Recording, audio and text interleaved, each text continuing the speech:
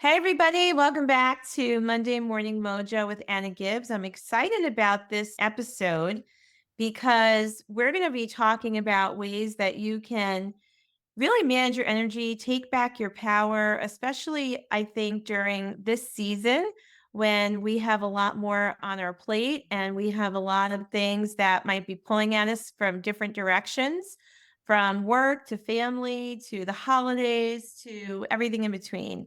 And today I'm joined by Stephanie O'Connell. And Stephanie is really a change catalyst. She is a transformative coach with a very rich background in corporate leadership spanning over the last 30 years. She's also a master energy healer and an international best-selling author. So I'm excited to invite her to join us on the show today because she's very passionate about helping individuals, groups, and organizations just navigate around transition.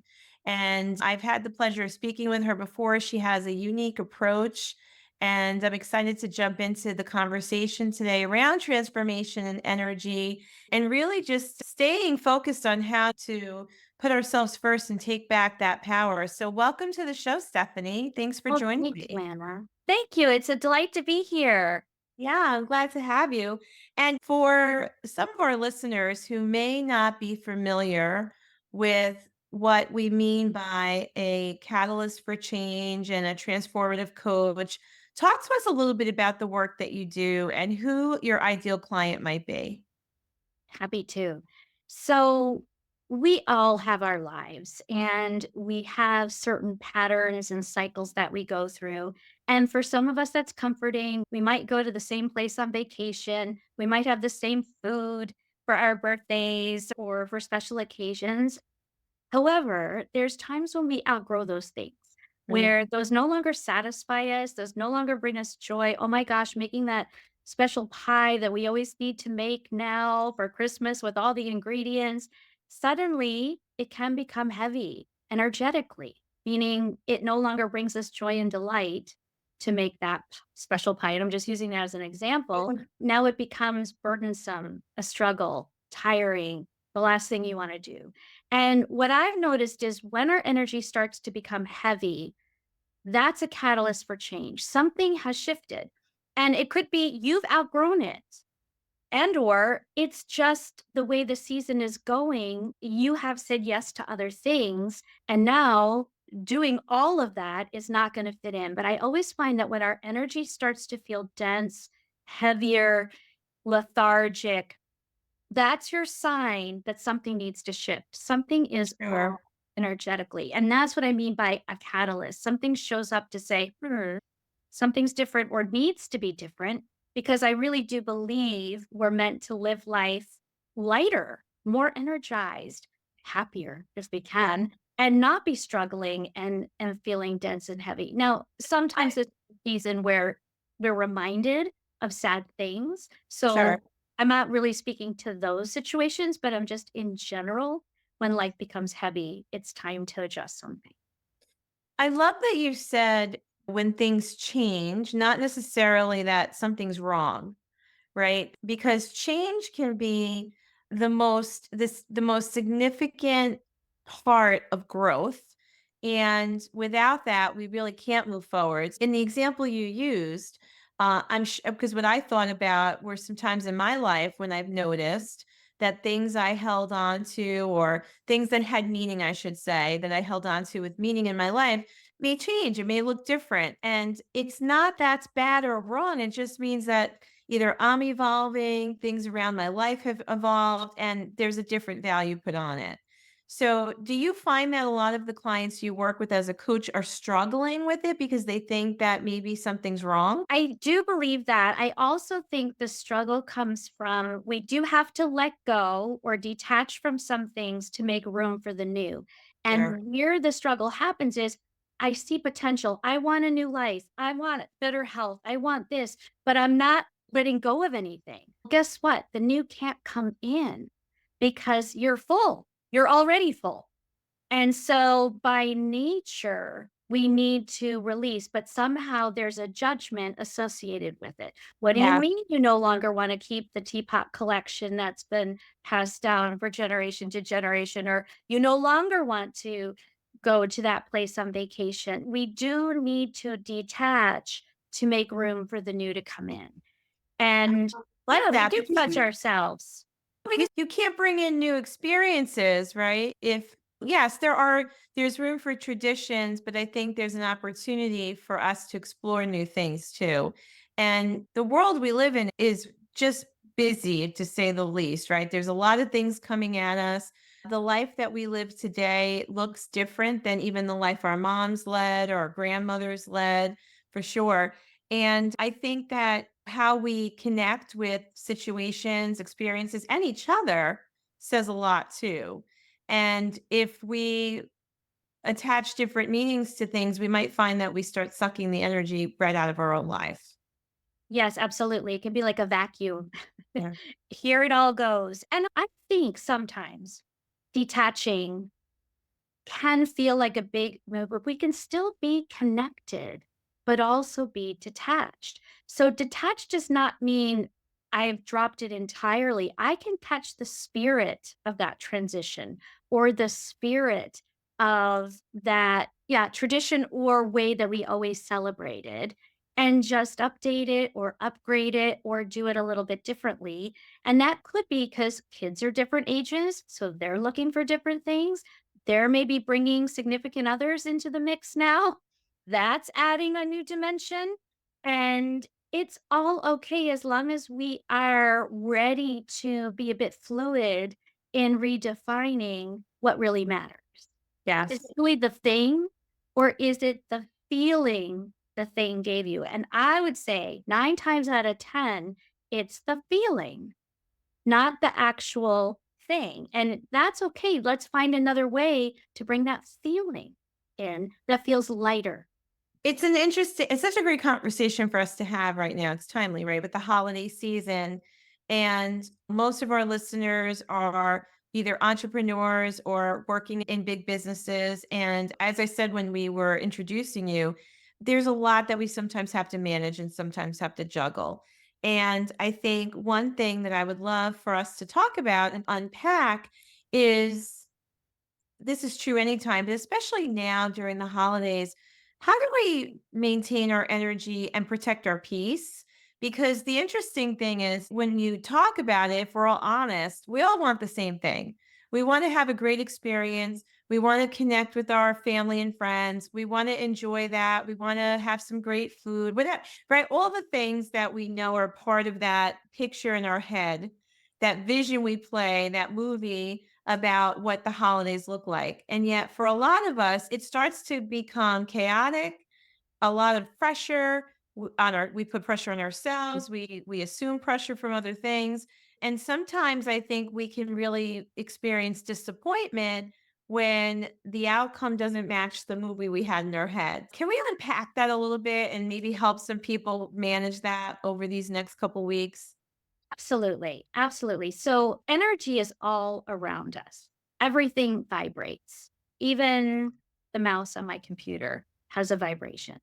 And so we have available to us the ability, every single one of us, to refresh our own energy that's in our body. And we can do it in different ways.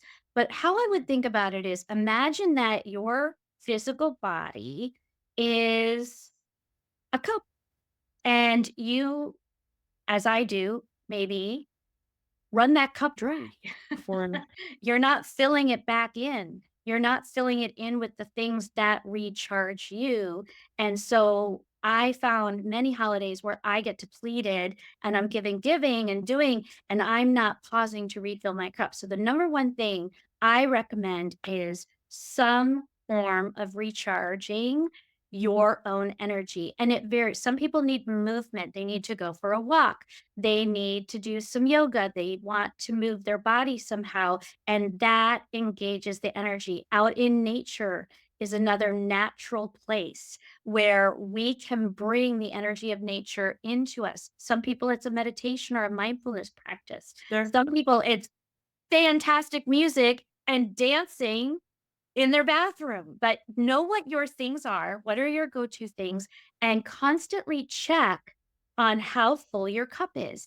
And it's metaphoric, but it's actually literal too. If you feel like you're half empty, meaning you're on a half a tank of gas, you got to fill up. Don't Right. wait. I remember learning And how to drive in the snow with my dad on the East Coast, and he's never ever, Stephanie, have less than a half a tank of gas in the snow. Why? I think most of our dads taught us that one, and And sometimes we don't listen. And the thing that what I think is important to mention too, Stephanie, is that we are filling ourselves up with healthy choices. Because let's be honest, for some people, it can also be really hard and stressful the holidays. We might eat too much, we might drink a little too much, right? We might find other things that we think are filling us up or, right. alleviating some of the stress, but it's really doing just the opposite. It is, it's detracting. And when I think about the times when I absolutely used a glass of wine to take the pressure off for many years. In a way, I'm I'm avoiding my cup and escaping. It's Right. almost like this life is too much. So I'm just going to go over here and relax a little bit with this Yeah. glass of wine. It really isn't doing anything to fill me. It's actually an escape of my life. And I will tell you, there I had built a life of work and family that I wanted to escape. And Mm. now I'm like, "That's silly. Why don't I build a life I love? Yes. I wanna build and create a life You that just I'm captured the essence of escaping this it." podcast. Yes, you just captured the essence of this podcast. My mission is to really encourage people to build a life they love, Right. professionally, personally, spiritually, in our relationships. We only come through this way once, right? So we really need to think about the greatest project we could ever work on is us, ourselves. Yeah. So I find so back to catalyst for change, one Yeah. is if I have heavy energy in any part of my life, relationship, home life, work life, etcetera, that's a catalyst for change. The other is, am I starting to escape? And escape can be binge watching for long periods of time. Do we all want to do it a little bit? Yes. But it could be overdoing something that is having you escape the very life you're living, whether it's over shopping or overeating or over drinking or tuning out. You could even, for a while, I overnapped. I'll just keep falling asleep and be like, okay, the life is Yeah. here. Well, you're scrolling on social I media, will exit right? for a while. And that's the thing is we're actually really we're the only thing we're doing is escaping.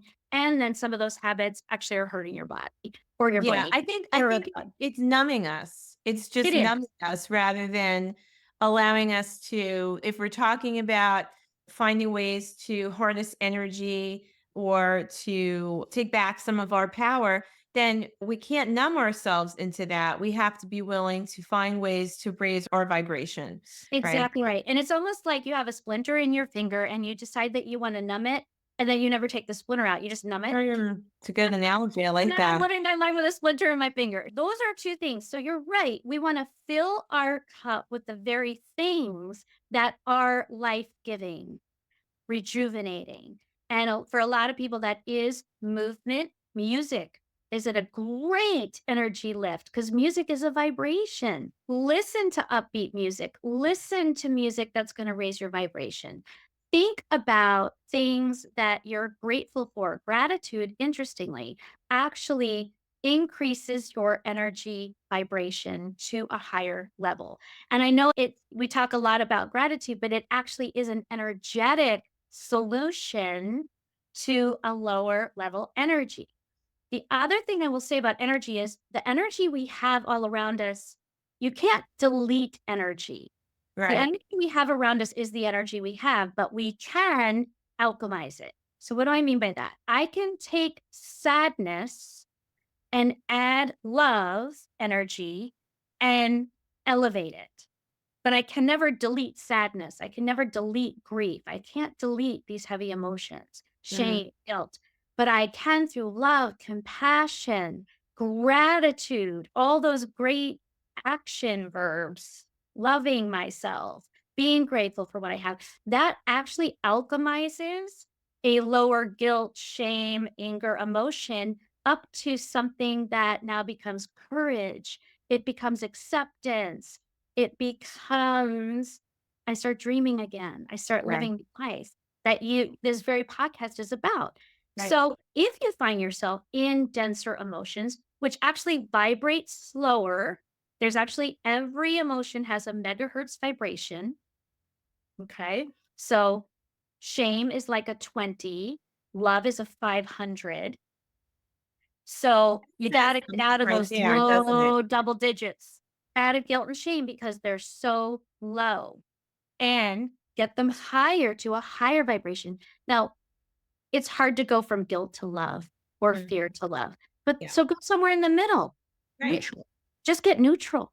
Right. Even that will help you. And so that is the other piece that I wanted to talk about is we can get into interactions with family members that are very triggering. For Yeah. example, I remember when I was going through a divorce and I thought, oh my gosh, Aunt Betty's going to ask me about that. And that's the last thing I want to talk about. I don't want to go into the details of the divorce at this holiday, but I was prepared that she was going to ask me about it. And so I planned ahead what were going to be my change the subject phrases. Right. Good. I So like I that. didn't get Right. triggered. Yeah. And some of that is a little pre-planning. You get triggered by certain people, places, or things. Yeah, I'm it's sorry. managing the expectations, right? I've said this many times in coaching sessions with my clients, even trying to teach it to my kids, that we get frustrated and disappointed when the expectation doesn't match the outcome. So we have to manage the expectation first. And that's key.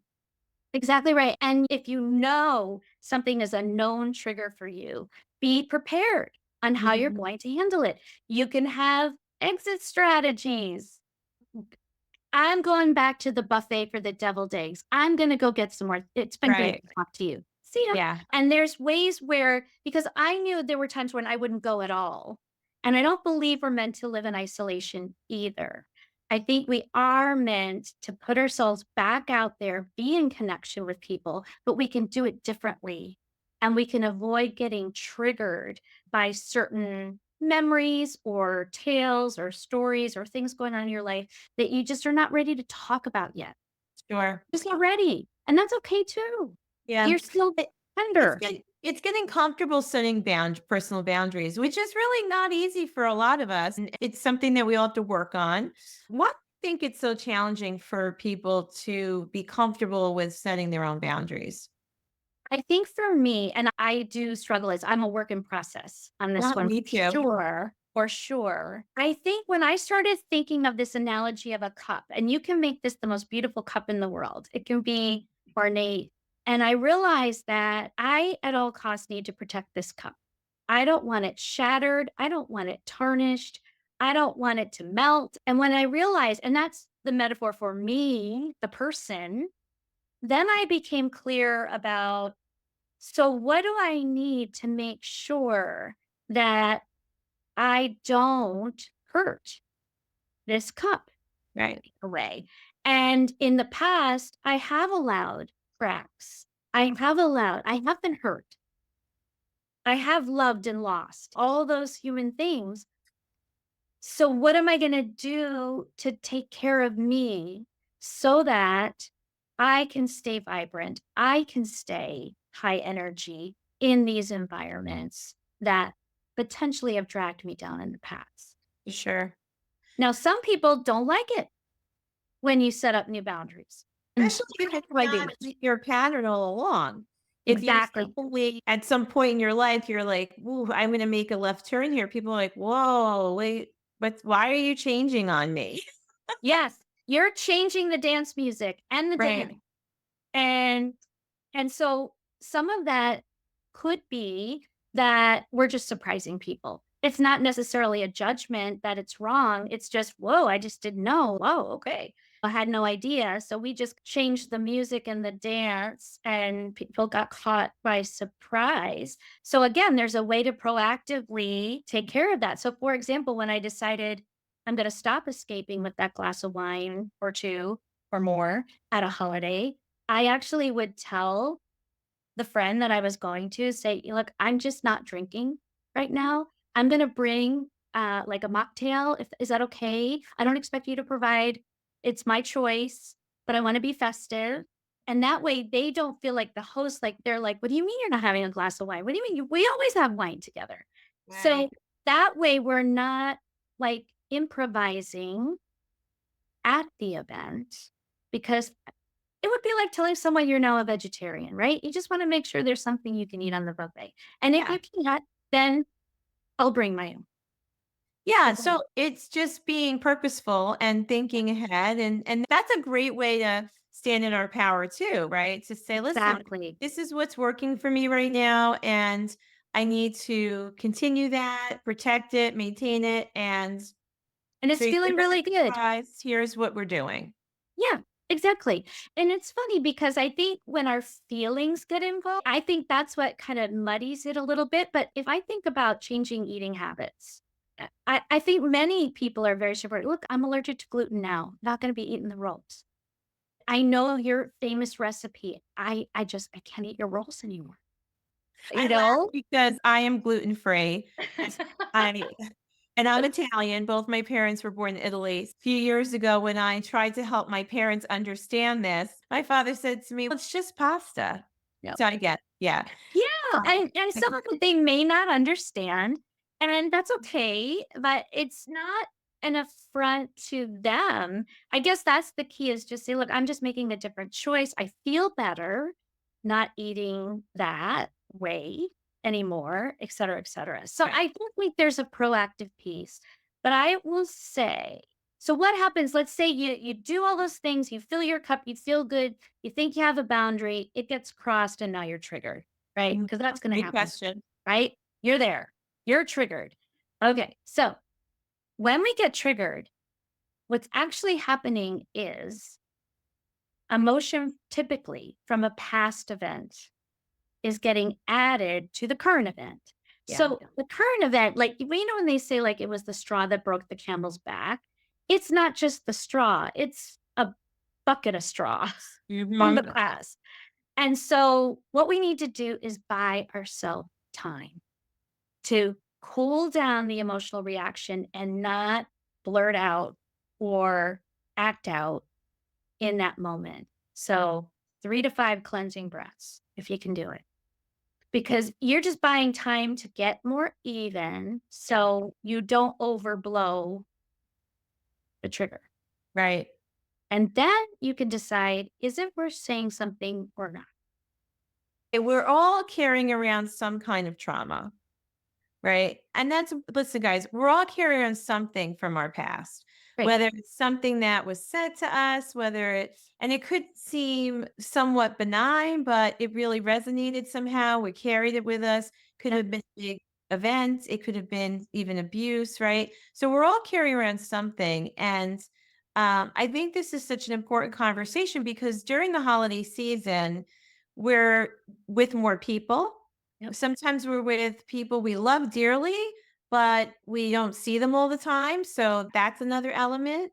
And so we have to be aware that memories show up, traditions, all those things come into play. And like you said, Aunt Betty, who's not afraid to ask the questions that others won't ask. Uh, Right. it's triggering. Sometimes we connect with something from our past and it shows up in such a way that other people are taken aback and wondering, why are you overreacting to that? But what's really overreacting? That's another question I wanted to ask you. Is that fair to even say or think about someone's reaction? Because we don't really know what is packed into all of that for them. We don't know what's triggering them. Yes. So if you notice, because this happens too, where you say something and it's clearly hit a nerve, and it Mhm. was not your intention. It Right. was not your intention to hit a nerve in that moment. And I'll just go, Let me just pause here for a second. Are you okay? Are you okay? Do you need something? Don't even try to imagine what's going on in their mind. Just notice that you probably shouldn't keep talking Okay. because the person is clearly rattled, or maybe their eyes are welling up with some tears. Who knows? And that's when it's just like, are you okay? Just ask. 2 questions. Are you okay? And what do you need right now? And they're like, "A glass of water in my space. Okay, let me show you a room. Like, let me show you one of those sneaky bedrooms in the back that I happen to know about and give you some peace." But that's really how the best recovery is to just take care of the person in the moment. Yeah. And to be aware to what's happening, because I've noticed I've been in situations where you could tell that the person is aware that something's going on with the other, but they don't know how to handle it or respond. So they just keep talking, and then all these emotions are starting to bubble up from both parties. And I think that what you're saying is so profound. Just be aware, tune in, and if you feel that the other person's having a reaction or response, just stop. And I love that. It's a simple question. Are you okay? What do you need right now? Yeah, because I know that We even need to ask ourselves those questions, right? exactly, Like, mine okay, is what do I need right now? exactly, because I remember back many years when I had a miscarriage. That's a silent loss. Some people don't even know how what that's about, how long you maybe were trying. And we were at a stage where we had been married 10 years. And so the typical questions were, when are you having kids? When are you having kids? And I'm thinking, we're freaking trying. You have Right. no idea what our struggles are. That's why I Right. want to yell at all of them, but it's so private. And someone was asking the gist of that kind of question, and I just started to well up in tears because just the emotion of it. And this person was wonderful, and they noticed and were just like, "Oh, okay, what do you need right now?" And it was perfect because they just knew that something had changed in me with whatever was asked or said. Yeah.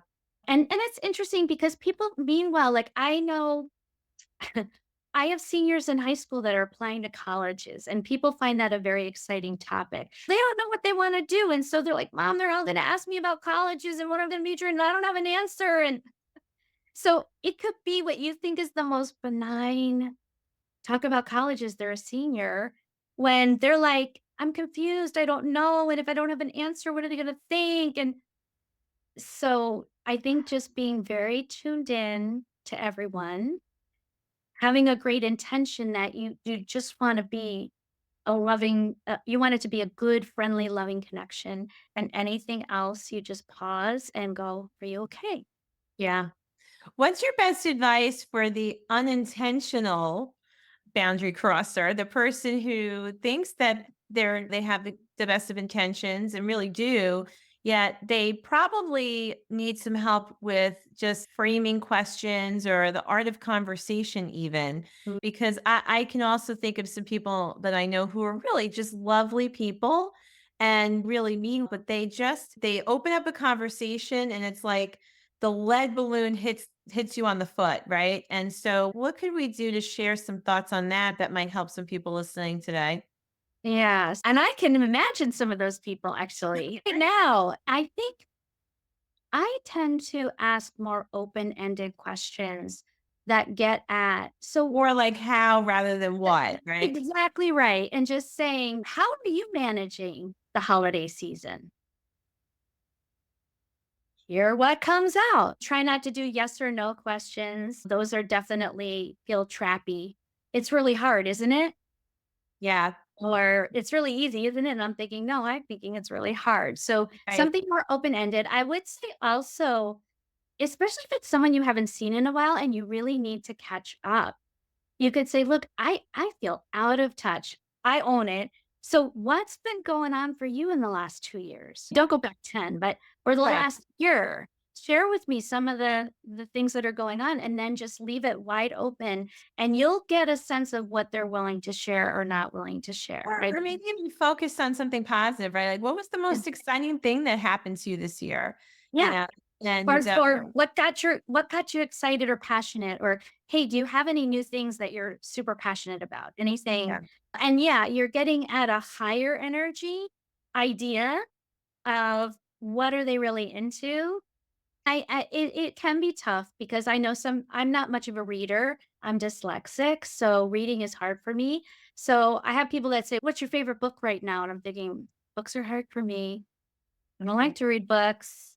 And so even someone could be well-intentioned, what do you do for fun?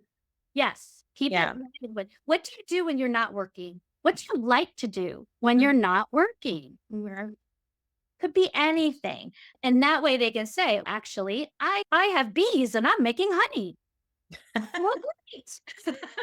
Tell me about It could I be. know nothing about that. Yeah. Oh, so what's that about? Yeah. So I would just say leave it as open ended. What's interesting you right now?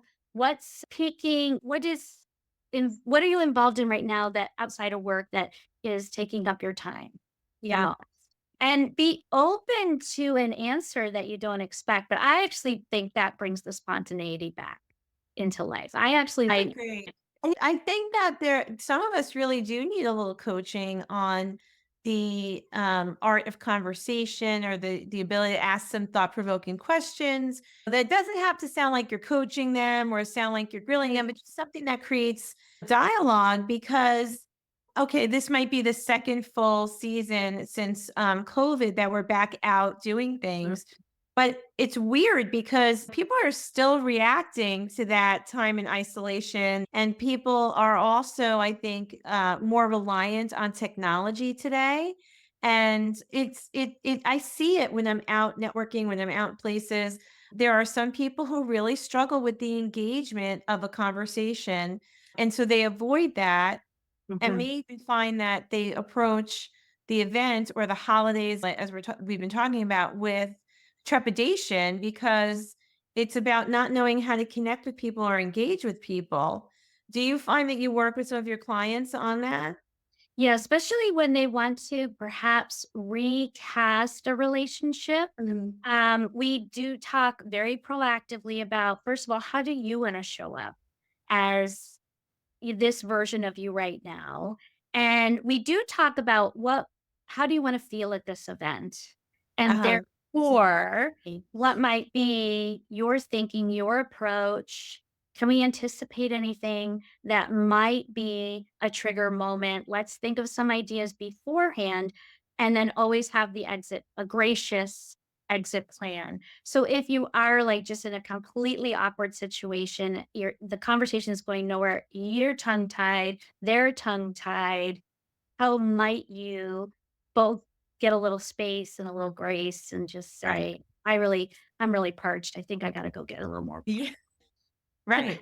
I get one for you? And just, You oh know my, what my go-to has been for years? Now I'm going to reveal my secret. Is I usually find someone over your shoulder that I can say, "Oh, Stephanie, do you know Bill? Bill, introduce. Christopher, and meet Stephanie." And I let them talk, and I'm like, "Oh, excuse me, I'll be back." It's a I great one. graciously exit stage left. Absolutely, and just have some gracious exits. It doesn't mean you're leaving the whole event, but you might No, feel like it's time to leave that conversation. well, and it's also sometimes helpful if you do want to connect with several people in the room. It listen, it's just managing the amount of time you have to see everyone too. Absolutely. And you can also have a buddy system. So if you are Yeah. going with a colleague, so for example, my 85-year-old mom has dementia. And so she will tell similar stories over and over again. It's very common. And we were at an event on Sunday called Pie Fest. It was great. There was all these pies and she was over talking with somebody and I noticed it had been a while and I'm like, I think that lovely person stuck. So I went over and said, "Hey, mom, I think we need to go over and thank this gentleman for the conversation. But I also be aware when you think maybe if you have a buddy or someone you've gone with, that they could also potentially be getting stuck in an uncomfortable situation and Yeah. have a gracious exit. How can you help each other?" I have done that ahead of time with some of my colleagues, mostly in the past with business Mhm. partners and or a boss who I knew would might need my help with that. And so if they're not great about the boundaries or haven't thought about their own exits, I always like to try to help out. And you can see the relief on the person's face. So you know it was like a Yes. perfect entry and redirect. But I would say just refresh your skills. I agree with you. When much of our communication are text messages, Yes. having a whole conversation with someone, full sentences, we're out of practice. Yeah, No, out and of I let practice. people love to talk, and many people who know me well have given me compliments about just being a conversationalist. Yet Sometimes coming off of a full day, what we're talking about now is, let's say, going out and networking or being at a business function, especially during the holidays, more of those show up too. Mhm. And I'm catching myself realizing I'm not patient. I'm like, okay, let's just get through this quickly. And I have to remind myself, change my energy and say, no, enjoy this, enjoy the Yes. connection with this person, enjoy the event, be present. Because I think that's another thing that steals our joy or steals our peace anytime, but especially during this season, is when we're not finding ways to be grounded and be present. Would you agree? I do agree. And I think that's your key to picking up on what's going. If I'm distracted replaying something from the past or anticipating the traffic when I leave and I'm not with you right now Right. in conversation. And I'm actually limiting my ability to really notice if and when it's time to close a topic or maybe shift a topic or be with Yeah. someone. And that does take practice too. And like you said, bring yourself back to it when you notice yourself wandering. The No awareness. no Yep. judgment. Don't yell at yourself in your head. Just go, let me get back to the I'm just going spirit. to observe and recognize what's happening right now. And I personally can say I've worked on this in, let's say, hosting the holiday dinner. I've been the one to host most of our big family functions. And I am very fortunate that I have my parents with us still, and I have grandchildren. So my parents are great grandparents. So we've got a lot of people in my house and a lot of ages in the house. And if I am not aware and if I'm not managing my energy, I can get very caught up in all of that frenetic energy and not be present and not enjoy it. And so I've had to really work on my awareness. I'm sure I'm not alone in not getting consumed by trying to make it perfect and trying to do all the things a hostess or host has to do, but also enjoy my people, enjoy my time with my family. And as fundamental as that sounds, I feel like that's another message or reminder to share with everyone here right now who's listening that you want to connect and you want to be present and you want to enjoy what's happening around you. Exactly. And I think that goes back to what you were saying about expectation and outcome. If Yeah. my outcome is to feel like I was present and enjoyed the people that I was with and held on to my boundaries, that can happen in so many ways.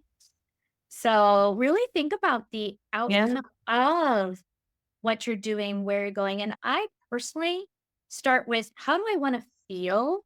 And then I back into the mindset, the thoughts, everything else. Because at the end of the day, it's about energy and feelings are energy.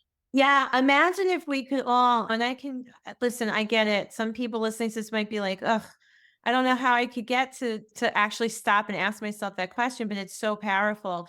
If we could, before we begin something or go into a vacation, go into an event, go into the holiday dinner, whatever, the presentation in the boardroom, whatever it is, if you could take a few moments and not just create the vision of what you want it to look like, but how do I want to feel? Because I doubt we're going to say I want to feel panicked, overwhelmed, stressed out, or anxious. So we have to connect with how we want to feel ahead of time so that we can then like ease into that expectation.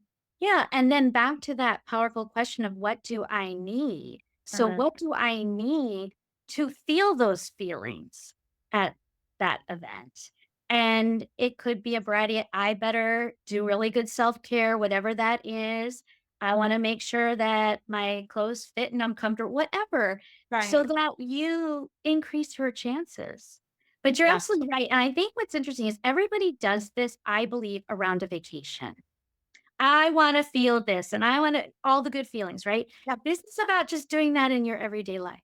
I agree. Yes. So it's something we do, but we do it for every once in a while special moments. But you're right, nobody would go to the Bahamas and say, "I wanna feel stressed out every day and ornery and agitated." Right. Bring up Bahamas. Nobody. Right.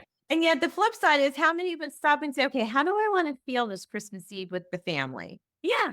Exactly. right? Or the culmination, because I think the other thing is it feels like a marathon. And now we're so creative with extended families because, I'm remarried, my ex is remarried, Sure.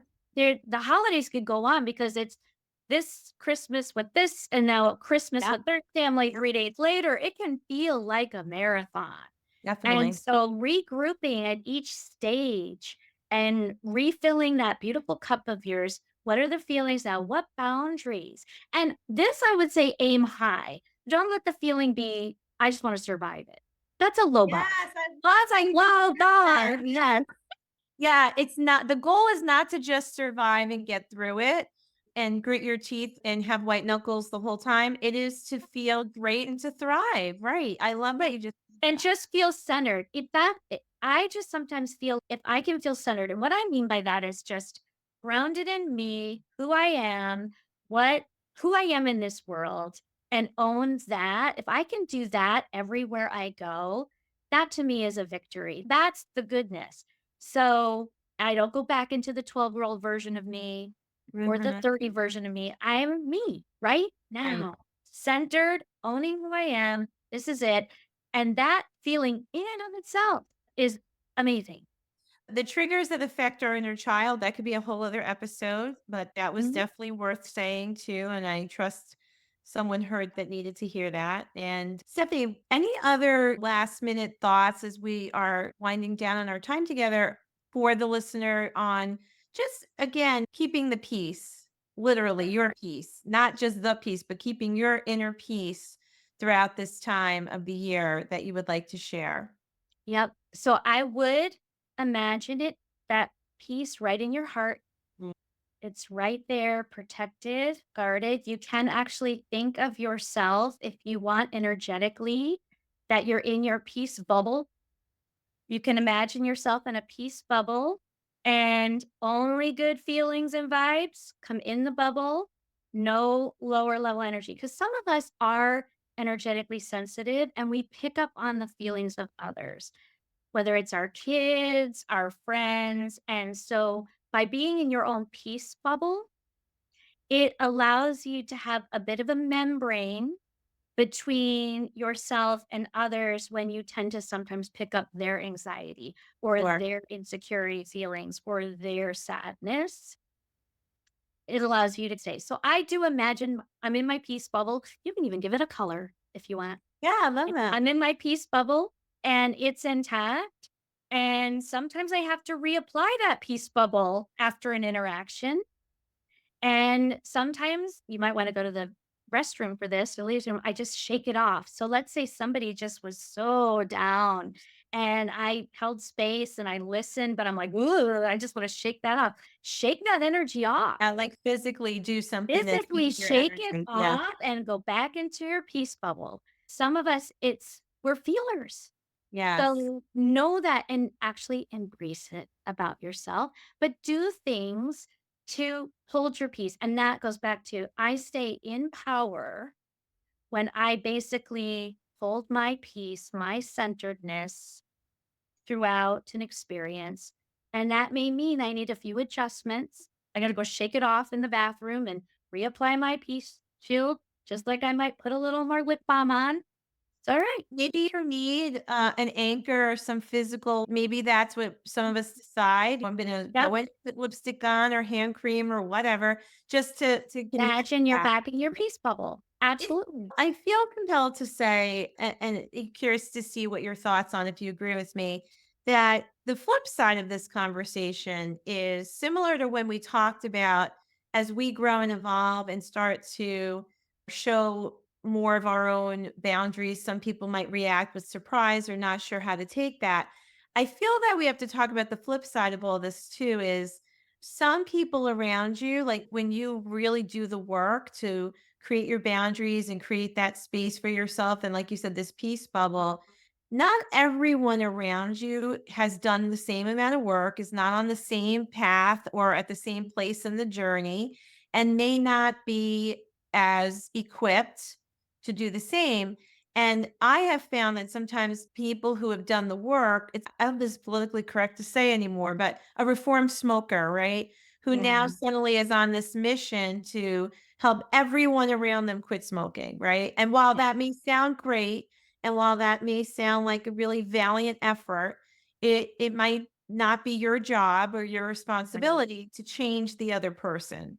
That's the Exactly point right. I'm trying to make, is that we Mhm. also have to hold space for others who might process differently or react differently and not come across as, "Oh, this is me being so evolved. Let me show you the way now."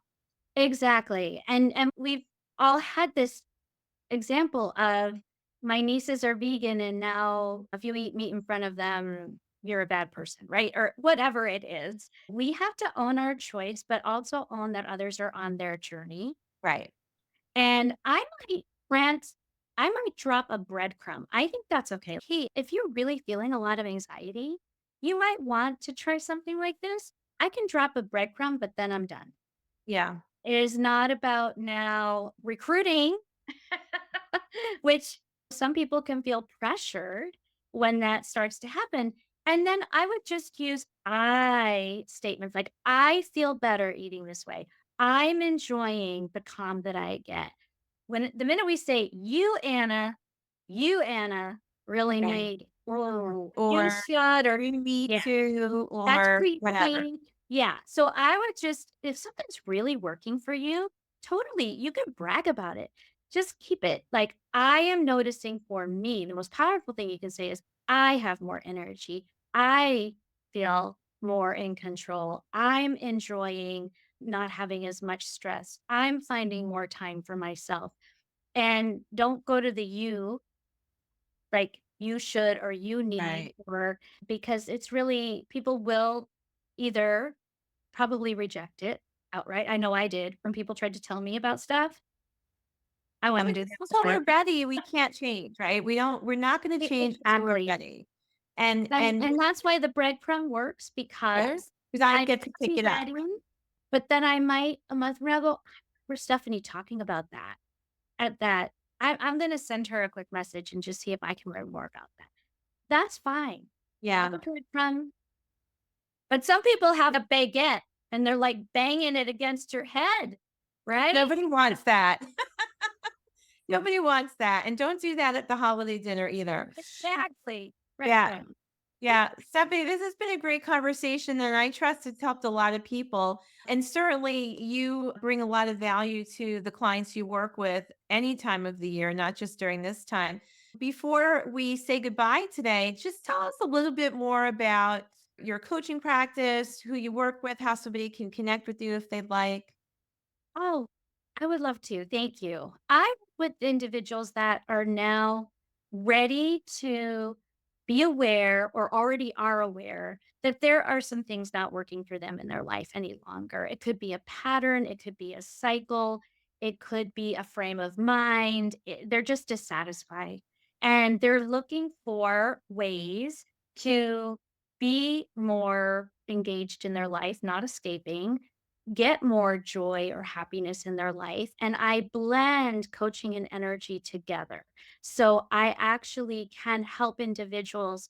I can sense when energy is blocked in their physical body and clear that and revitalize it so that the energy is flowing for them. We can work on mindset. And I also do a little bit of somatics work with the physical body because we do sometimes contract and hold old patterns. So there's 3 main ways that I work with folks. Some people come for coaching and come for a point in time, like 1 month. I gotta just get my head back in gear.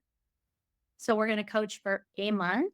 I have a program that's a little more involved, release attachments basically to free your future as an 8-week section. And then I have a monthly membership, which is an energy healing and a coaching session every month in a group format. So there's a Awesome. couple of different ways, but I'm pretty neutral on what the change is. It's really what you want differently in your life. And then we work a plan according to that. That's great. I love that you give those options that are very specific to who your audience is. That's really great. So, if someone wants to get in touch with you, what is your website? The best way is my website is www.positivechangeacceleration.com. And Perfect. all that information is on the website. You can also book a free 15-minute phone call so we could get to know each other, see what your issue is. And I am not always the best person for someone, but I have a large network. And I'm always happy to refer if there's someone else in my network that might be a better fit. That is great. All right. So we'll have that in the show notes too. Thank So you. people can link right to your website. Stephanie, thank you so much for being on Monday Morning Mojo. I think that this was a really good conversation for us to have right now. And I know Stephanie and I both wish you lots of peace this holiday season. And hopefully, we'll take some of these reminders with you wherever you go over the next few weeks. Sounds good. Yes, I will use them myself. Believe me. Same. All right, Stephanie, thanks again. And everyone, thank you for joining me. It's always a pleasure to be here with you every week. I will see you soon.